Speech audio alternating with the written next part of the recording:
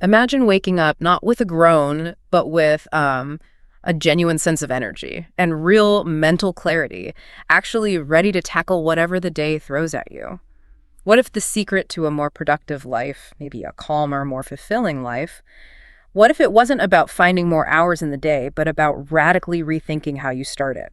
It's a scenario we hear about so much, isn't it? So many of us, we roll out of bed and our brain just feels, well, stuck in sleep mode. And the first instinct is often grabbing for coffee, or maybe even worse, grabbing our phone. It's like this desperate first attempt to just kickstart the day. No, definitely. The phone first thing, that's a killer. It really is. You're hit with this barrage, notifications, news headlines, social media comparisons, sometimes before your feet even touch the floor. Yeah.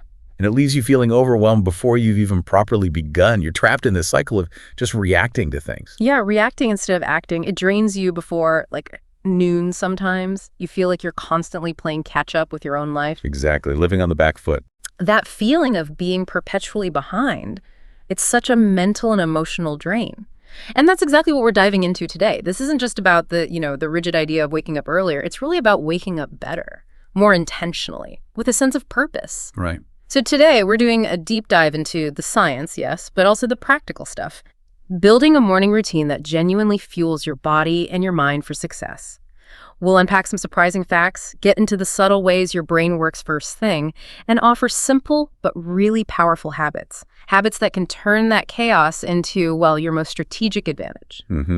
Get ready for some insights, some real strategies. Yeah, because a bolder, better you. It might just be a few intentional morning habits away. Absolutely. And to really grasp how to transform our mornings, we need to start with the foundation. Why do mornings actually matter, beyond just getting out of bed? And how can we set the stage for success? Because it's not just some random block of time, that first waking hour. It's fascinating, chemically speaking. Okay, the brain chemistry. Let's get into that. Because that feels like where the real magic or maybe the challenge begins. We hear about cortisol a lot, right? And the immediate thought is stress, fight or flight, the stress hormone. Exactly. That's the common association. But you're saying in the morning, it's different. It is. In the morning, cortisol is actually part of your body's natural wake-up process. Its levels naturally peak about, 30 to 45 minutes after you wake up. It gives you that initial alert push, helps you shake off the sleepiness. It's vital for initiating alertness. Okay, so that like nature's alarm clock built in. Precisely. Think of that initial surge as your body getting you ready for the day's demands. But here's the thing. While cortisol gives you that initial boost of alertness, it's not really designed for sustained, complex mental work. Yeah. Its effectiveness for, say, decision-making or deep focus can get depleted pretty quickly, especially by something we call decision fatigue. Right. And then there's the other player, dopamine. Yes, dopamine, often called your reward buddy, but it's so much more complex. Dopamine is fundamentally tied to motivation, your drive, the pursuit of goals. So while cortisol primes you for alertness, dopamine primes you for action, for seeking rewards. Alertness versus action. That's a really key distinction. And you mentioned decision fatigue. That's a big one. How does it drain us so early? I mean, making decisions seems like what we do all day. It is, but decision fatigue isn't just a vague feeling of being tired. It's a measurable cognitive drain. Every single small decision, even the seemingly trivial ones like hitting snooze or what to wear or should I have eggs or cereal or which notification should I check first, each one consumes glucose. Precious glucose in your prefrontal cortex. The executive function part of the brain. Exactly. Planning, self-control. That's where it happens. And every choice, no matter how tiny, depletes this finite mental resource. Imagine your brain starting with a fully charged battery. Each little decision draws down that power. If you wake up and instantly face a dozen choices, you're draining that battery fast, maybe before you've even had breakfast. So, okay, our brain's got this unique morning mix. Cortisol for alertness, dopamine needed for drive, and this limited willpower getting chipped away by micro-decisions. It really highlights the power of being intentional, doesn't it? Being proactive right from the start. Absolutely. By creating solid morning habits, you're essentially automating that first hour, or part of it anyway. You bypass the chaos of all those little decisions, and you move straight into productive, maybe even feel-good action. It's like pre-programming success. Kind of. Being consistent trains your brain. It starts to expect success and clarity, not stress and what do I do now? Those first few intentional moves, maybe it's drinking water, maybe it's 5 minutes of stretching, maybe making your bed, they send this powerful signal. I've got this. I'm in control. And that's not just for, CEOs or productivity gurus. Not at all. This is for busy parents juggling schedules. It's for ambitious professionals in demanding jobs. It's really for anyone who just wants more focus, more energy, and less of that morning madness. It's about building a routine that minimizes those early decisions, preserving your mental energy for the things that really need it later in the day. I love that idea, preserving mental energy by automating the start. Now, before we even get into the what to do in the morning, let's talk about the launch pad, your sleep, the environment. Because what happens before you wake up feels just as crucial, maybe even more so. Absolutely. It's foundational, non-negotiable, really. You could have the best routine planned, but if you're running on fumes from poor sleep, it's an uphill battle. The most vital piece here is a consistent sleep schedule. And I mean really consistent. Going to bed and waking up around the same time every single day, yes. Even weekends, even holidays, as much as possible. The weekend dilemma. Why is that consistency so critical? What's happening physiologically? It all comes down to strengthening your body's natural internal clock, your circadian rhythm. This rhythm is governed mainly by a tiny part of your brain, the suprachiasmatic nucleus, or SCN. Think of it as the master clock. Okay. It synchronizes almost everything: hormone release, body temperature, digestion, to a roughly 24-hour cycle.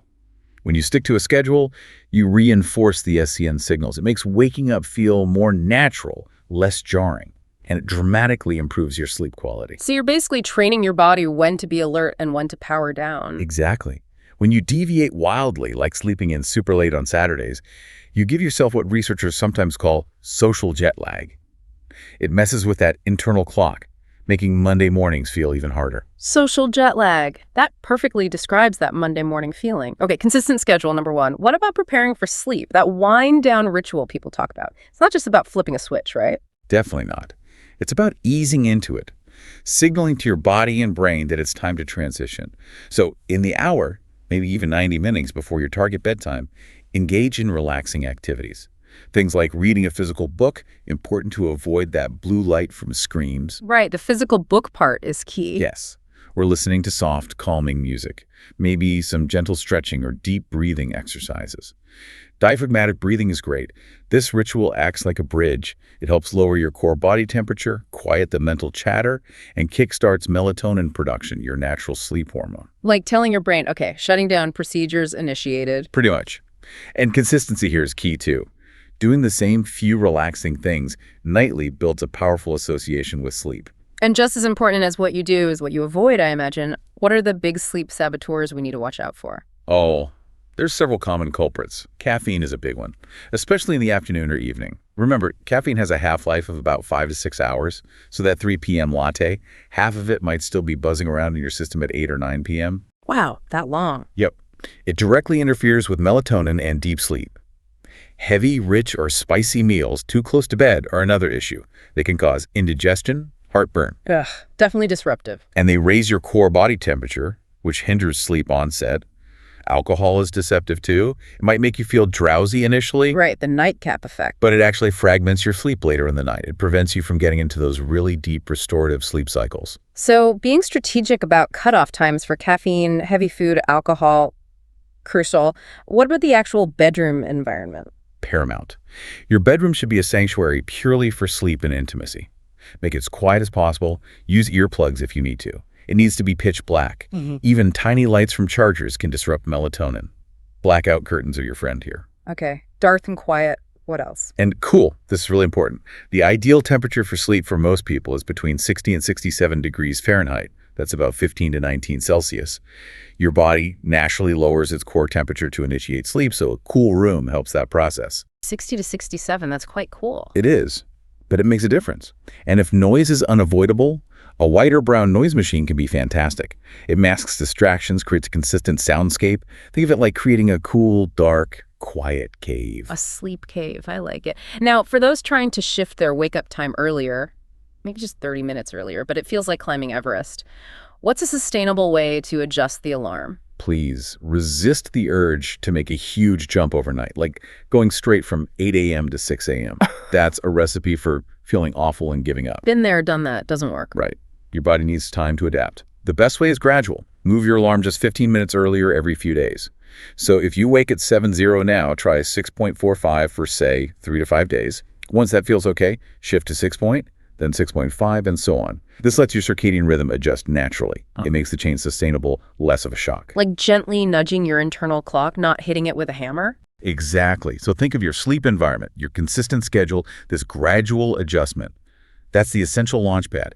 It prepares you for that successful morning liftoff. You're working with your biology, not against it. Perfect analogy. Okay, launch pad set, ready for liftoff.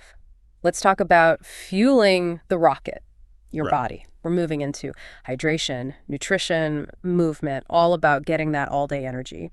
And the very first thing, maybe even before your feet hit the floor, hydrate. Yes. It's so simple, often overlooked, but incredibly impactful. After, 7, 8, 9 hours of sleep, your body is naturally dehydrated. Even just breathing and sweating slightly overnight depletes your fluid levels, that sluggish, foggy feeling, often just dehydration. So that morning grogginess isn't just sleep inertia. Not entirely. Dehydration plays a big role. Rehydrating immediately helps wake everything up, body and mind, to get your internal systems back online. A lot of people reach for coffee first, but a big glass of water beforehand is fantastic. It's a natural energy boost and great if you want to maybe cut back on caffeine a bit. So it's more than just thirst. It's actively countering that overnight fluid loss. What are the tangible benefits we might notice right away? Well, beyond just feeling less groggy, it definitely boosts focus and mental clarity. Your brain is mostly water, remember. It needs hydration to function well. It helps kickstart your metabolism, not for calorie burning per se, but activating all those essential bodily processes like digestion and nutrient absorption. It aids muscle and joint lubrication, makes movement feel easier. It can even improve your mood, as dehydration is linked to irritability. Interesting. And the energy boost is real. It is. It stimulates circulation, gets oxygen flowing. It's a direct, healthy boost. And you can enhance it slightly, a pinch of good sea salt for electrolytes, a slice of lemon for taste, and a little vitamin C. Simple tweaks. Okay, good tips. Now let's bust some myths. You mentioned metabolism. Does drinking water first thing actually burn more calories or jumpstart weight loss on its own? Yeah, that's a persistent myth. The answer is basically no. Staying hydrated is vital for your metabolism to work optimally, absolutely. But just drinking water in the morning by itself won't magically melt pounds away. Weight management is much more complex. Okay, good to clarify. What about the flushing toxins idea? Another common one. Also, not quite right. Your kidneys and liver are your body's amazing detoxification systems. They work 24/7, constantly filtering waste. Drinking enough water supports their function, helps them do their job efficiently, but it doesn't give them some special flush power in the morning. They're always working. Right, they don't need a morning memo to start work. Exactly. And lastly, the temperature cold water versus hot or warm water.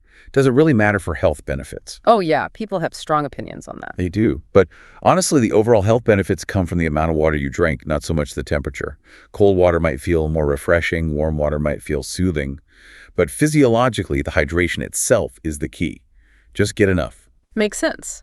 So for that initial morning hydration kickstart, how much should we aim for? A gallon? Oh, definitely not a gallon. A moderate amount is best. Aim for maybe 8 to 16 ounces. That's roughly 1 or 2 normal-sized glasses. Enough to rehydrate without making you feel sloshy or running to the bathroom immediately. But honestly, even just a few good sips as soon as you wake up helps. Okay, 8 to 16 ounces. Manageable. The bigger picture, though, is your overall daily hydration. The general guidelines are around 11.5 cups total fluids for women, 15.5 for men throughout the day. That includes water from food, too. And a simple way to check. Easiest way. Check your first morning urine. Dark yellow usually means you're dehydrated. Pale yellow, like lemonade, means you're probably doing okay. It's a quick, built-in hydration gauge. Super practical. Okay. Hydrated. Now let's move to solid fuel, strategic nutrition. Because that mid-morning brain fog, the energy crash, the craving for something sugary often comes down to breakfast, right? Or lack thereof. Absolutely. Skipping breakfast is almost setting yourself up for sluggishness, poor focus, and making less than ideal food choices later when you're starving. But it's not just about eating something. It's about the right combination. The ideal breakfast includes protein, healthy fats, and complex carbohydrates. The trifecta, why is that mix so important? They work together perfectly. Protein provides sustained energy and helps you feel full. Healthy fats are crucial for brain health and also contribute to satiety. Complex carbs offer a slow, steady release of glucose. This combo stabilizes your blood sugar. That's key for maintaining focus, preventing energy crashes, and keeping cravings at bay. It fuels your brain, rather than giving it a quick sugar hit followed by a slump. So definitely more than just, say, a sugary cereal or a plain bagel. Right. We need something more balanced. Can you give us some concrete examples, things people can actually make on a busy morning? Sure. Greek yogurt is fantastic, high in protein. Top it with berries for fiber and antioxidants, maybe a sprinkle of nuts or seeds for healthy fats and crunch. Quick and easy. Or, if you prefer savory, whole grain toast. Think sourdough or rye with mashed avocado for those good fats, and maybe a boiled or poached egg on top for protein. Avocado toast with egg, classic for a reason. It is. Oatmeal's another great one, but use rolled oats, not the instant sugary kind. Cook it and top it with nuts, chia seeds, maybe some fruit.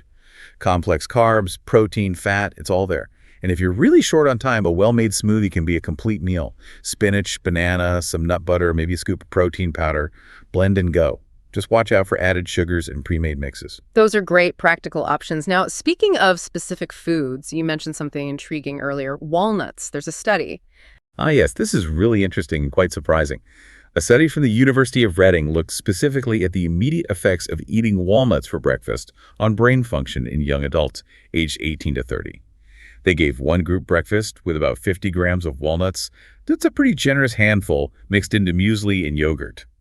The control group got a similar breakfast, calorie matched, but without the nuts. Okay, and what did they find? The results were pretty compelling. The group that ate the walnuts showed significantly faster reaction times throughout the day. And later in the day, they performed better on memory tasks compared to the control group. Wow. Faster reactions and better memory just from breakfast walnuts? That's immediate. How? Well, the researchers suggested a few things. They saw changes in brain activity patterns, suggesting maybe the walnuts helped the brain work more efficiently on tough mental tasks. They also saw positive shifts in blood glucose and fatty acid levels, both crucial for brain energy. They credited walnuts' unique profile.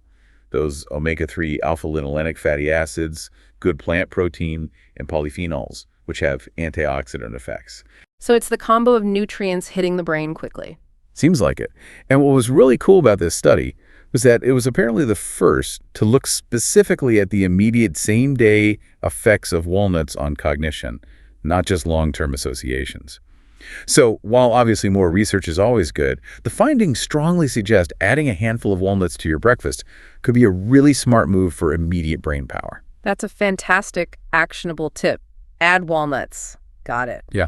Okay, beyond breakfast, what about avoiding that mid-morning slump? Smart snacking strategies. Yes. Strategic snacking is key to bridging that gap between breakfast and lunch. The trick is planning ahead. Don't wait until you're ravenous, because that's when you'll grab the easiest, often sugary thing available. The office donuts calling your name. Exactly. Have healthy options ready. Think. A banana or apple with a spoonful of almond butter. A small handful of trail mix nuts, seeds, maybe some dried fruit. Hard-boiled eggs are great for protein, even a good quality low-sugar granola bar. These provide sustained energy, keep you full, and prevent that crash. Good ideas. What about supplements? People often ask about B vitamins or omega-3s for energy and brain function. Supplements can potentially play a role. Omega-3s, as we mentioned with walnuts, are great for brain health. B-complex vitamins are crucial for energy metabolism. Magnesium can help with stress and muscle function. However, and this is a huge caveat, you absolutely must talk to your doctor or a qualified healthcare professional before starting any supplements. Right. Don't just self-prescribe based on a podcast. Please don't. Supplements can interact with medications or might not be right for your specific health situation. Get professional advice first. But fundamentally, remember the analogy. What you feed your body fuels your brilliance. Treat it like that high-performance engine. Give it quality fuel consistently. Love it. Treat it like a high-performance engine. Okay, body's hydrated, fueled. Let's get them moving, even just a little bit, right? Not necessarily marathon before breakfast. Absolutely. Incorporating even light exercise or gentle stretching can have a profound impact on your whole day. We're not talking about needing a full hour at the gym, unless that's genuinely your thing. Even 5 minutes of a simple yoga flow, a brisk 10-minute walk outside, or just some basic stretches works wonders. Just waking the body up. Exactly. Get the blood flowing, release stiffness from sleep. And what are the key benefits we get from that, even if it's brief? Oh, the list is long. It immediately improves blood flow and circulation, getting oxygen to your brain and muscles. Big help for mental clarity. It releases muscle tension, makes you feel less stiff, boosts mental clarity, like I said, enhances flexibility over time, and it's a natural mood lifter, releases endorphins. Plus, it increases your energy levels naturally without needing stimulants. You mentioned a listener example about a quick stretch. Yes. Someone shared that doing just a 2-minute stretch routine, focusing on neck, shoulders, lower back, felt like, and I quote, a 50x boost to their speed in getting ready. They said it reduced aches and made mental tasks feel easier. It shows how much impact a tiny, intentional movement habit can have. Wow, 50x boost from 2 minutes. That's powerful. Micro habits, macro results. And beyond physical movement, there's another simple, free way to wake up the body and regulate our internal clock. Light, natural light. Yes. Natural light exposure, especially early in the morning, is one of the most potent regulators of your circadian rhythm. It directly impacts focus, alertness, mood, everything. When bright natural light hits your eyes, it sends signals to your brain to suppress melatonin, the sleep hormone. Okay, turn off the sleep signal. Right, and stimulate cortisol, the wakefulness signal. It basically tells your body, hey, it's daytime, time to be alert. Just stepping outside for 10, 20, even 30 minutes. Maybe walk, stretch, have your coffee out there, or even just sit by a bright window. It significantly boosts energy and calibrates that internal clock. So much more powerful than just the overhead lights indoors. Oh, definitely. Indoor light usually lacks the intensity and specific wavelengths of natural daylight needed for that strong wake-up signal. Good to know. Get outside if you can, now. For the brave among us, the cold shower jolt. Optional challenge, right? Yes, definitely optional. This one's for those seeking an extra invigorating boost, maybe a bit of mental toughness training. It usually means a quick blast, maybe 30 seconds, up to a couple of minutes of cold water at the end of your normal shower. Sounds bracing. What are the supposed benefits? Well, physiologically, that cold shock forces you to breathe deeper, increases heart rate, boosts circulation. It definitely wakes you up. It can help clear your sinuses, and some find it gives temporary relief from minor aches due to its anti-inflammatory effect. Psychologically, though, is where it gets interesting. It forces discipline. You have to consciously push past discomfort. Building resilience first thing. Exactly. Getting through that brief cold blast can give you a real sense of accomplishment. Sets a tone for the day like, I can do hard things. It builds mental fortitude quickly. Interesting. Maybe worth trying once. Okay, body's primed, hydrated, fueled, moved, exposed to light. Let's shift to sharpening the mind, mental warm-ups, and crucially, protecting your peace, starting with mindfulness or journaling. Yes, these are incredibly effective and accessible tools for enhancing both mental and physical well-being. They actively work to reduce that feeling of mental clutter, lower stress by engaging your calming nervous system, center your thoughts. They're huge supports for mental health. And how does that translate to energy and focus? When your mind is clearer, less cluttered with racing thoughts or worries, you naturally have more focus available. Decision-making improves, and you feel more stable energy throughout the day. The methods vary: formal meditation, simple mindful breathing, gratitude journaling, or just practicing self-awareness, observing thoughts without getting caught up in them. That sounds great, but what if someone feels like, I don't have time to meditate for 20 minutes? Are there more informal ways to practice mindfulness in the morning rush? Absolutely. Mindfulness isn't just about sitting on a cushion. It's about bringing awareness to everyday moments. You can transform mundane chores into mindful practice. Take brushing your teeth, or showering, or even making coffee. Instead of letting your mind race ahead to your to-do list, try focusing entirely on the sensory experience. Like really feel the toothbrush. Exactly. Notice the sound of the water, the temperature on your skin, the smell of the soap or coffee, the feel of the toothbrush bristles, the physical movements of your arm. Just be fully present with that activity. Okay, paying deliberate attention.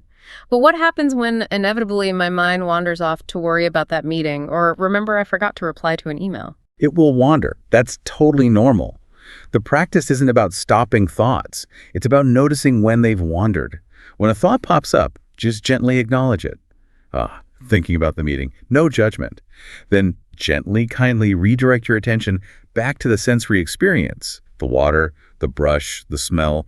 Your attention will wander again and again, each time you notice and bring it back.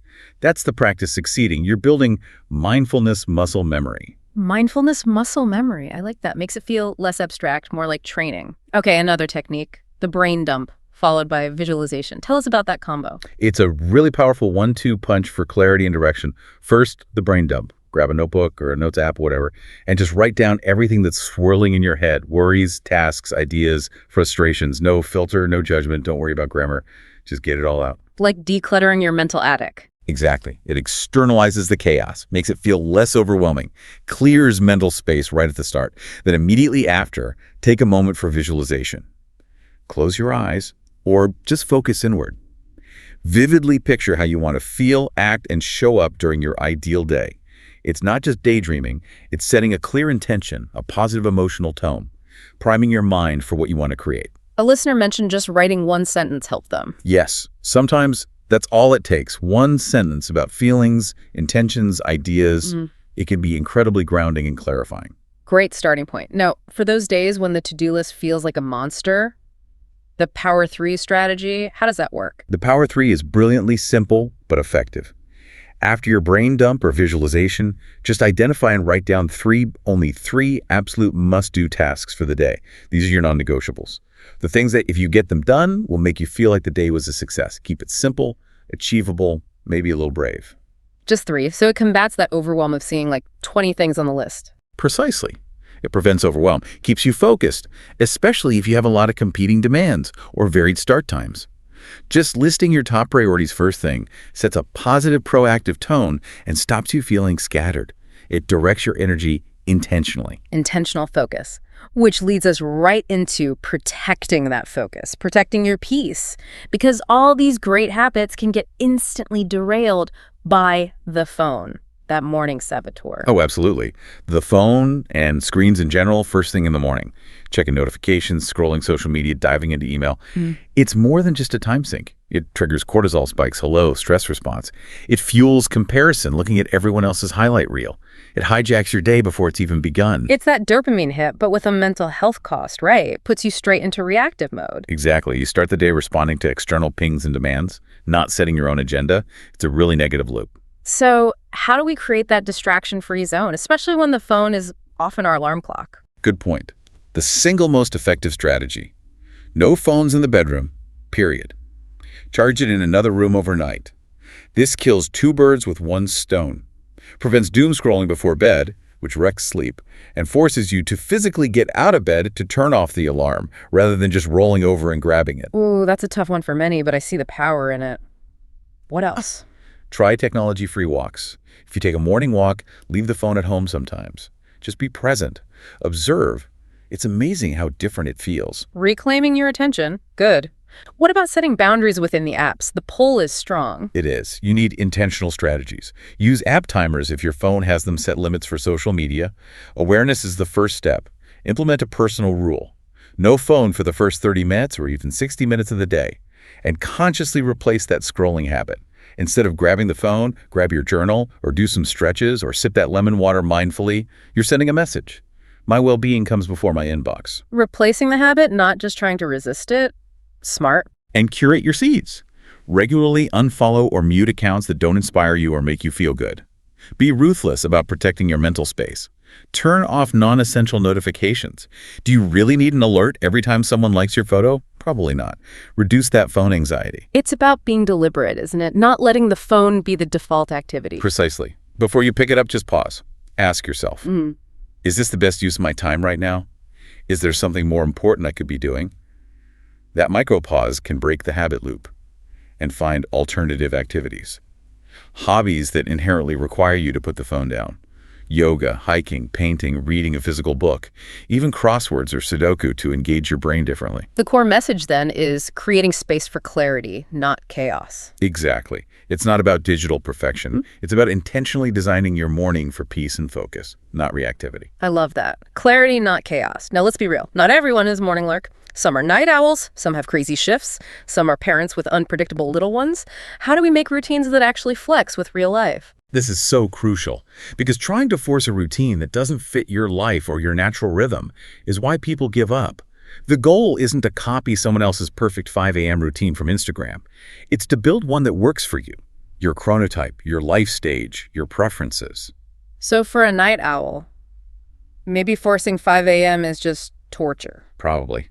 For a natural night owl, maybe the focus isn't on waking super early, but on incorporating beneficial habits whenever they naturally wake up. Maybe it's journaling right away or some gentle stretching. Work with your nature, make gradual shifts if needed, but don't fight your biology unnecessarily. Customization is key. What about for, say, a busy parent versus maybe a creative type? For busy professionals or parents, it's often about quick wins and habit stacking. Pairing a new small habit with something you already do, like while the coffee brews, do 5 deep breaths. Or while making kids' lunches, listen to an uplifting podcast snippet. It's about finding those small pockets of intention. For creatives, maybe the routine leans more towards protecting time for unstructured thought, journaling for ideas, or light creative work before the day's demands hit. Maybe longer, more immersive, but still intentional. And routines shouldn't be set in stone forever, right? Life changes. Absolutely. Your routine should evolve. What works in summer might differ from winter. What you needed as a new parent is different from when the kids are older. If your job changes, your routine might need to adapt. Maybe meditation feels right now, but next year it's a brisk walk. Maybe you need more stretching now due to physical demands. The consistency isn't in doing the exact same thing forever. It's in consistently building productive habits that flow with your life, support your current needs. That's how you sustain it. Flexible consistency. I like that. Not rigid, but reliable in its support. And underpinning all this, the real source of sustainable energy, self-care. It's not just fluffy stuff, is it? Not at all. It's not vanity, not a luxury. It's foundational. It's how you fuel your mental, emotional, spiritual, and physical energy. Simple practices, meditation, breathwork, gratitude, even a mindful skincare routine. They become powerful confidence rituals. They're acts of acknowledging your own worth, investing in yourself, signaling that you matter. That builds self-trust. And it sounds like the way you do them matters too, not just rushing through a checklist. Exactly. The key is often doing them slowly, intentionally. Savor that coffee, feel the warmth, smell the aroma. Write just one meaningful line in your journal. Stretch gently, really feeling the muscles. These slow, intentional acts ground you. They build confidence. They build momentum for the day from a place of inner strength, not just pushing through. Okay, we've covered a massive amount of ground today, really digging into how to transform mornings and maybe transform your life along with them. We've seen how the morning isn't just the start, it's the foundation for well-being, productivity, success. From the simple act of hydrating first thing to fueling strategically maybe with those brain-boosting walnuts, to cultivating mental clarity with mindfulness, and crucially, protecting your peace from digital noise. The power really is in your hands. These aren't just nice ideas. They're actionable steps, grounded in how our bodies and brains actually work best. And the core truth that emerged, I think, is this. You probably don't need more hours in the day. What you need are great morning habits. You're likely not lazy. Maybe you just haven't designed your morning yet, the one that truly supports you. Right. And those tiny wins, drinking the water, doing the stretch, writing the sentence, they add up. They build a stronger, more confident, more resilient you, one choice at a time. So as you've been listening, think about it. What's one small habit, just one thing we talked about today that really resonated, that felt like, yeah, I could maybe do that? Could you commit to trying just that one thing, starting tomorrow? Maybe just for 7 days, see how it feels. Imagine the ripple effect, that tiny, consistent step. How it could shift your energy, your focus, your success. Not just tomorrow, but day after day. We invite you to take charge of one morning at a time. Do it with intention, with self-compassion, and just watch.